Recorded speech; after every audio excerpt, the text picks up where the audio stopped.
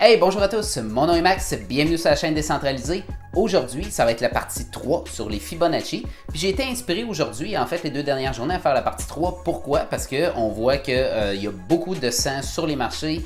Le Bitcoin a descendu dans les 34 000 Je pense que c'est un point que pas grand personne s'attendait, disons, sur le court terme.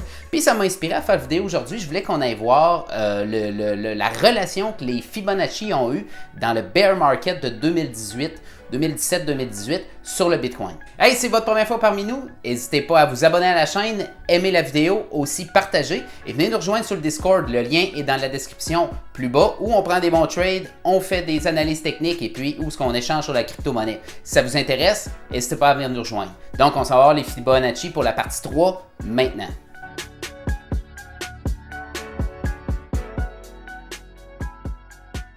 Donc, nous y voilà. Alors, voici le beau bear market de 2018. Alors, petit disclaimer, j'étais pas là dans ce temps-là, mais c'est pas grave, on va quand même regarder, étant donné que tout le beau graphique est là, les relations du Fibonacci a eu dans ce temps-là. Et puis, vous allez voir, encore une fois, à quel point les niveaux de fib peuvent être respectés. Donc, je vais commencer par regarder sur la charte à journée et puis ensuite de ça, on va aller voir à tous les points de retracement de Fibonacci dont nos petits sommets ici ont touché. On va aller regarder qu'est-ce qui s'est passé sur Market Cypher. Puis là, il va falloir que je regarde pourquoi il y a un point jaune comme ça qui vient d'apparaître. J'ai vraiment aucune idée. Bref, c'est pas important. Alors, si je vous dirais... le marché, il va tout le temps de haut en bas. Tu sais, quand on est dans une tendance baissière, on fait des bas, on fait des bas plus bas, des hauts plus bas, des bas plus bas et des hauts plus bas, ainsi de suite, ainsi de suite.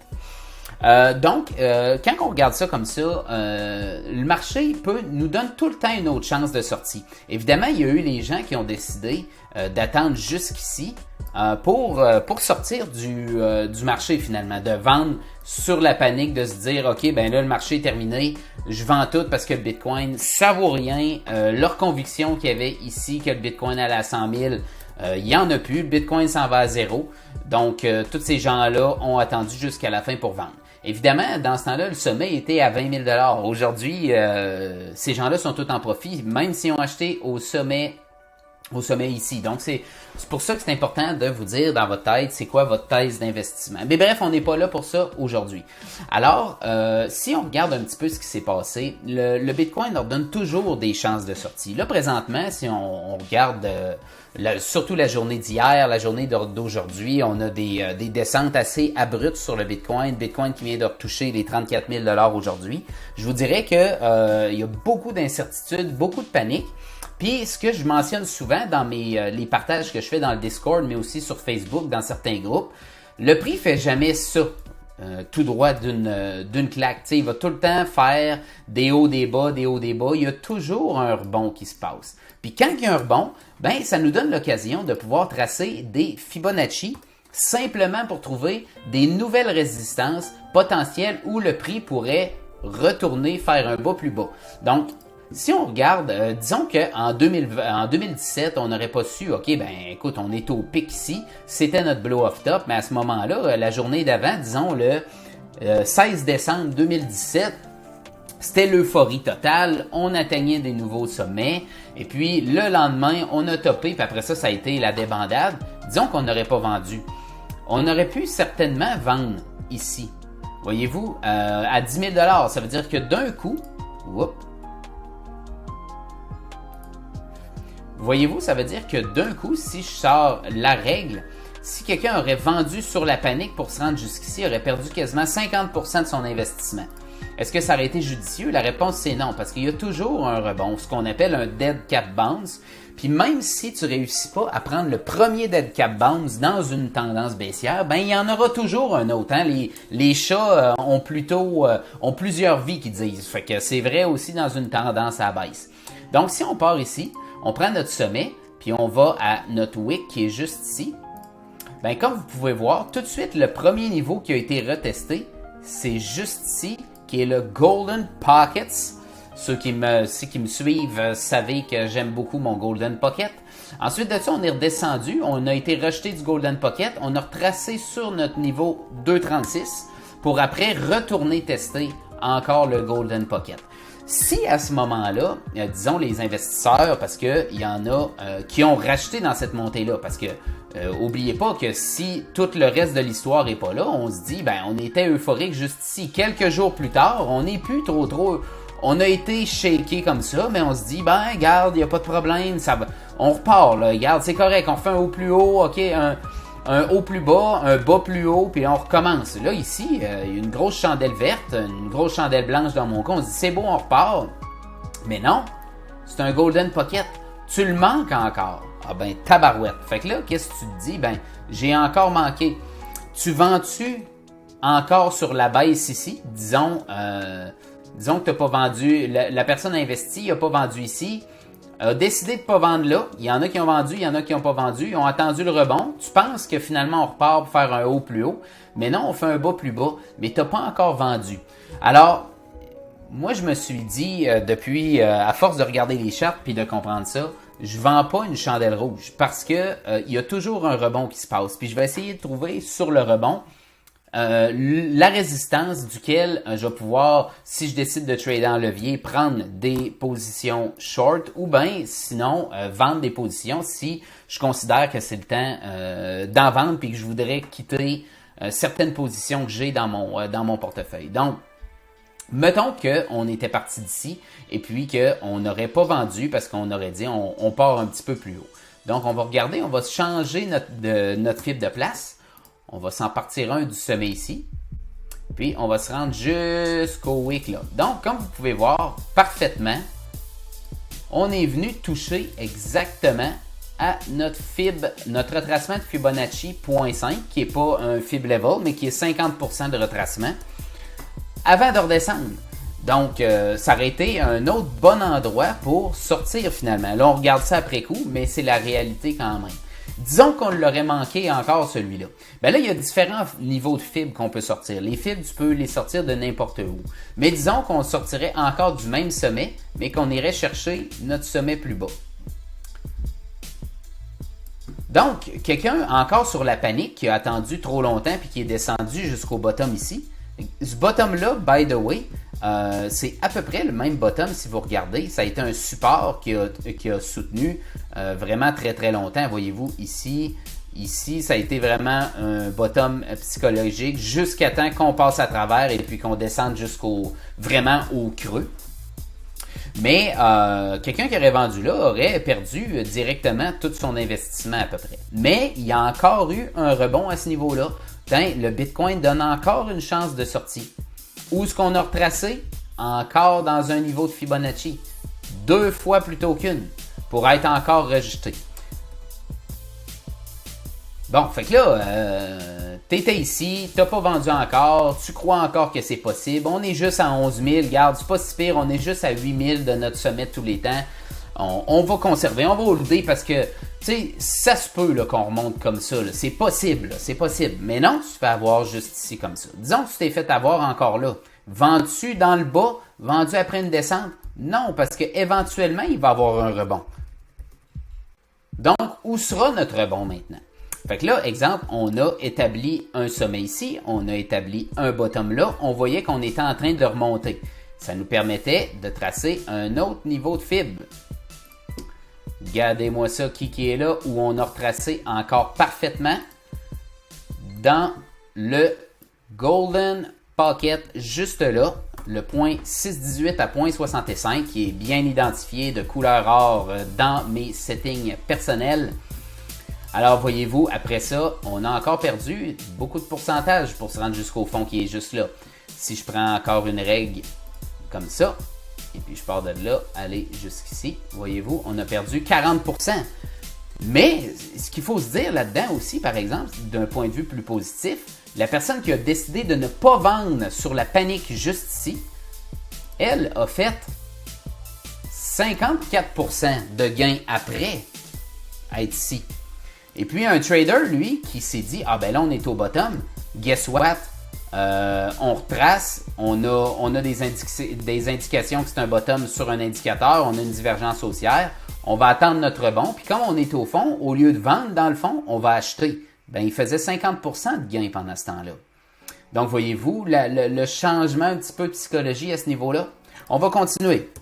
Donc, voyez-vous, on avait notre Golden Pocket là. Disons qu'on est l'investisseur, soit qui achète ici, ou bien qu'il n'a pas vendu encore. Puis là, il y a encore un autre sell-off. Ben, au lieu de vendre encore dans le bottom, ben, on va se regarder un niveau. On va regarder un niveau de Fibonacci, juste ici, du sommet jusqu'au bottom. Et puis, qu'est-ce qu'on n'a-tu pas là encore une fois? Notre Fibonacci Golden Pocket à 8000 $. Donc, on a retracé juste là, encore une fois. Donc, comment gérer un bear market? Si vous êtes un trader, on peut déterminer des supports. On peut regarder, OK, c'est où le prix risque d'arrêter, trouver support. Regarder Market Cypher, qui est l'indicateur que j'utilise pour me donner des indications. Voir si on a des divergences haussières rendues sur des niveaux de support importants. On monte en haut, parfait, on a fait un nouveau bottom, on peut regarder un fib, une résistance plus haut, et puis à partir de là, c'est la décision de se dire on vend-tu ou on vend-tu pas, qu'est-ce qu'on fait? Donc, excellent pour ça. Si on regarde après ça, disons qu'on n'aurait pas vendu à ce niveau-là encore, ben vous comprendrez, on aurait pu partir encore un fib là, jusqu'à ici. Et puis, vous voyez que là, la tendance perdait de la force. On a monté à peine entre le 0.5 puis le 0.618. On est descendu, puis après, on a craché. Donc c'est ça. Je vous dirai après ça, ben, la suite s'ensuit. Puis, ce que je voulais vous montrer maintenant, c'est plutôt simple. Je voulais vous montrer qu'est-ce qu'il peut faire, quelle indication on pourrait avoir d'un retracement. Donc, on va repartir ici. On va revenir en fait à notre niveau juste là, du deuxième. Disons qu'on aurait manqué le premier dead cap bounce, on a fait un bas plus bas, un vraiment gros bas plus bas. Disons qu'on part de notre sommet juste ici, jusqu'à notre bas. Comme je vous avais montré tantôt, on avait retracé dans notre 0.5 Fibonacci à ce niveau-là. Quand on arrive proche de ces niveaux-là, un indicateur qui est très intéressant sur Market Cypher, moi c'est vraiment, mettons, ma technique que j'utilise. Puis là, TradingView, je vais être obligé de retourner, ça ne sera pas long. C'est de chercher les divergences rendues à des niveaux de support ou résistance. Donc, quand tu arrives à un niveau de support ou résistance important, tu regardes, OK, est-ce que l'argent quitte la paire? Ça, c'est nos petites vagues vertes, nos petites vagues rouges. Et puis, est-ce qu'on perd du momentum ou est-ce qu'on en gagne? Donc, si on revient jusqu'à où ce qu'on était, on voit que c'était ces deux pointes-là. Là, je suis descendu sur la charte du 4 heures. Puis si on regarde la charte du 4 heures, nous donnait exactement ce que je recherche dans ces moments-là.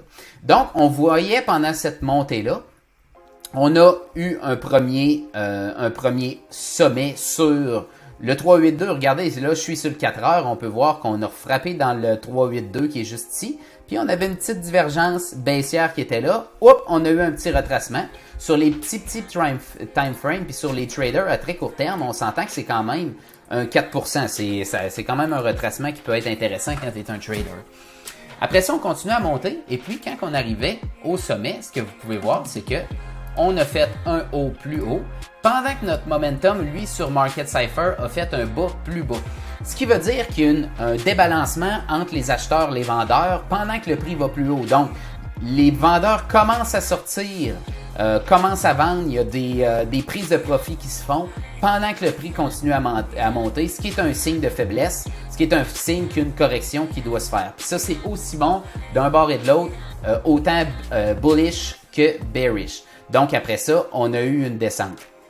Là, on peut voir après que on a descendu. Je vais retracer pour le fun. Je ne l'ai pas fait avant de le tester, mais disons que je retrace un nouveau Fibonacci de notre bas, qui est juste ici, à notre haut, juste là.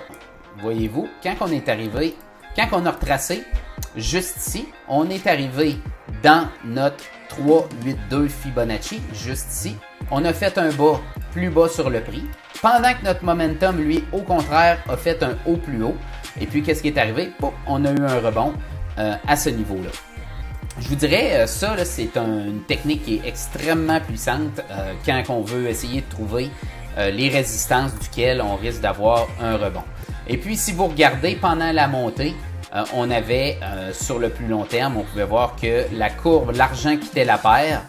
Et puis, depuis longtemps, on avait une baisse de momentum dans la paire pendant la même chose, pendant que le prix faisait un haut plus haut, juste ici, même jusqu'à là. Donc, divergence baissière, puis là, poup, on a redescendu. Puis, tu sais, je vous dirais, là, je suis sur le 4 heures. Puis, on pourrait continuer. Tu sais, je veux dire, les Fibonacci, ça marche autant après sur les plus petits time frames. Donc, regardez encore là. On a descendu, on a fait notre bas plus bas, on part de notre haut plus haut. On a retracé, et puis on s'est pas rendu encore, on s'est pas rendu par exemple au 0.5 Fibonacci. Par contre, je suis sûr que je trouverais un Golden Pocket quelque part. Et voilà, il y en a un là. Donc, de ce sommet-là, on a un Golden Pocket ici. On a été rejeté encore. Et puis, hop. Et puis, après ça, on a été rejeté vraiment, vraiment très intensément. Attends, pour le fun, juste pour la route, on va en regarder un autre. Disons que on regarde de notre sommet ici jusqu'à notre bas là. Voyez-vous, à ce niveau-là, on avait localement un golden, on avait 1.5 fib, mais on avait aussi un 0.236 précédent qui nous donnait une bonne résistance. Si on regarde ici, ça avait été un support une fois, un support deux fois, un autre support ici, ça avait été de la résistance juste là. Donc, juste avec les Fibonacci, de manière très très simple, il y a moyen d'être capable de dire « Hey, j'achète puis je revends à d'autres places ». Donc, qu'est-ce qui pourrait se passer présentement dans notre action de prix? Voyez-vous, notre bas qui est juste ici, qui est un petit peu plus, qui est plus bas en fait que notre bas précédent, on va se le dire. Maintenant, on a officiellement on a un neckline qui est juste là d'un pattern tête-épaule. Ouais, c'est un peu bizarre, une épaule un peu brisée ici. Mais le Head and Shoulder que tout le monde regardait, on peut s'entendre pour se dire que effectivement, on l'a puis on vient de le briser. Donc, qu'est-ce qui pourrait se passer? Par exemple, seulement si on regarde les Fibonacci, on va regarder qu'est-ce qui pourrait se passer. Donc, présentement, on ne sait pas encore exactement où est notre bas. Là, on est en train de se battre sur un niveau de résistance, de support, en fait, au mois. Si on va sur la charte mensuelle, on peut voir que si je prends mon aimant qui est juste ici, avec le ray qui est juste là, on se met ça comme ça. On est exactement en train de supporter sur notre support au mois. Donc, si, exemple, c'est notre bottom, et puis on repart à la hausse. Donc, on va prendre hypothétiquement ce scénario-là. On pourrait partir de notre sommet jusqu'à notre bas ici. Donc, présentement, ce que je vous dirais, c'est le temps de se reposer. C'est le temps de ne pas trop regarder les charts si ça ne vous intéresse pas, si ça vous rend stressé et ça vous rend paniqué. Je vous dirais, vous êtes aussi bien de ne pas regarder. Mais si ça vous intéresse, c'est parfait. Si ça vous rend pas mal, puis en autant que votre stratégie d'investissement vous aide à dormir la nuit, c'est parfait. Donc, si on rebondit d'ici, on repart. On arrive comme ça. On monte, jusqu'au Golden Pocket ou jusqu'au 0.5. Je veux dire, si on rascensionne comme ça, je vous dirais que le Golden Pocket nous donnerait de la bonne synergie. Pourquoi? Parce que c'est certain que si on regarde dans le passé, ici, ça a été de la grosse résistance si vous regardez précédemment cette zone-là. Mais ça serait, ça serait aussi une zone qui, si on regarde le passé, ça serait une zone à cause de ce sommet-là qu'on dépasserait où les gens seraient bullish en tabarouette. Puis ils porteraient plus trop attention à ce qui se passe parce que l'euphorie serait regagnée. Et puis c'est à ce moment-là, potentiellement, qu'en arrivant dans notre fameux Golden Pocket ici, on serait rejeté puis on se remettrait à descendre quelque chose comme ça pour peut-être faire un bas plus bas. Là, je vous dirais, ça c'est le scénario... c'est pas sûr que c'est ça qui va arriver, mais c'est quand même quelque chose qu'il va falloir regarder. Puis qu'est-ce qui me ferait dire, rendu là, que c'est ce qui se passerait? Comme je vous expliquais tantôt, on aurait notre money flow qui remonterait comme ça. Et puis, si on regarde nos vagues de momentum, éventuellement, on imprimerait les fesses croches de même. Et puis ensuite de ça, on monterait et puis éventuellement, on ferait quelque chose comme ça pour imprimer une divergence baissière dans un niveau de Fibonacci pour avoir un retracement. Donc, où je veux en venir avec tout ça, c'est simple, c'est vraiment de ne pas vendre les chandelles rouges, les bottoms. C'est tentant, vos émotions là, vous disent probablement « Hey, c'est parce que moi, là, j'ai acheté ici, là, Puis là, j'ai pas encore vendu. J'ai fait mes mains de diamant jusqu'au bottom. Je suis plus capable, je suis tanné. J'ai plus envie de holder, je vais vendre là. Mais il y a des très très fortes probabilités qu'on en ressorte. Puis là, présentement, on est dans notre pattern baissier, mais c'est ce niveau-là, qui est aussi, je le sais, un autre Golden Pocket local, je ne le tracerai pas nécessairement, mais il est ici quand même. Ben, je vous dirais, on va avoir un breakout à un moment donné. Puis quelqu'un qui achète présentement, tu sais, ça veut pas dire qu'on descendra pas un petit peu plus. Peut-être qu'on va aller dans cette zone-là ici, c'est très possible. Mais je veux dire, si on break ce channel-là, puis on remonte là, ben les potentiels sont quand même là. Je vous dirais, écoutez, on peut 50, 60%, 60, ben égal, 71% si on retourne à 55 000. C'est intéressant, là. Je veux dire, moi, présentement, je vous dirais, quand ça baisse comme ça, je regarde plus pour des shorts. By the way, je suis bien content de l'avoir pogné, le short ici, mais rendu ici, c'est beaucoup plus le temps de regarder pour acheter ou des longues que de regarder pour vendre. Je veux dire, on vend ici, puis on achète là. On vend là, puis on achète ici, puis on vend là, puis on achète là, puis on vend plus haut. C'est facile à dire, mais si tu te fies juste à tes émotions, c'est clair que tu vas te faire fausser à toutes les fois. Hey, c'est tout pour aujourd'hui. Si vous avez aimé, n'oubliez pas de liker la vidéo. Et puis aussi, n'oubliez pas de joindre la communauté du Discord de la chaîne décentralisée. Et puis on se reparle dans une prochaine vidéo. Bye!